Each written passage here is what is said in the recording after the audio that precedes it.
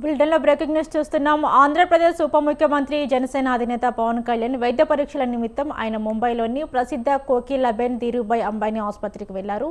గత కొంతకాలంగా పవన్ కళ్యాణ్ 2 భుజాలకు సంబంధించిన తీవ్రమైన నొప్పితో ఇబ్బంది పడుతున్నారు.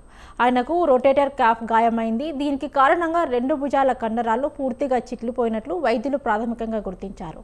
దీనికి సంబంధించిన ఆధునిక వైద్య పరీక్షలు, తదుపరి చికిత్స కోసమే ఆయన ముంబైలోని నిపుణులైన ఆర్థోపెడిక్ వైద్యులను సంప్రదించేందుకు వెళ్లారు. ఇక ఈ పర్యటనలోనే పవన్ కళ్యాణ్ వెంట ఆయన సతీమణి అన్న కొణిదెల కూడా ఉన్నారు.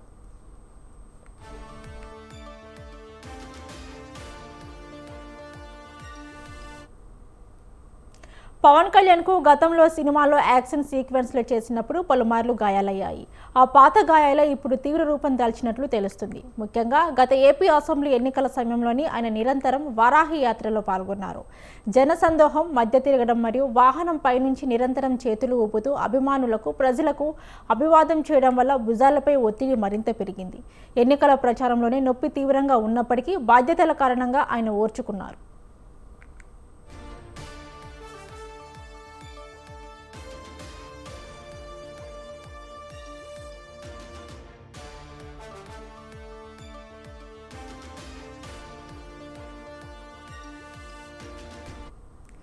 ఆ తర్వాత కూటమి ప్రభుత్వం అధికారంలోకి రావడం, డిప్యూటీ సీఎంగా పంచాయతీరాజ్, గ్రామీణ అభివృద్ధి వంటి కీలక శాఖల బాధ్యతలు స్వీకరించడంతో సమీక్షలు, పర్యటనలతో తీరిక లేకుండా గడిపారు. దీనివల్ల వైద్యం చేయించుకోకూడదు మరింత ఆలస్యమైంది.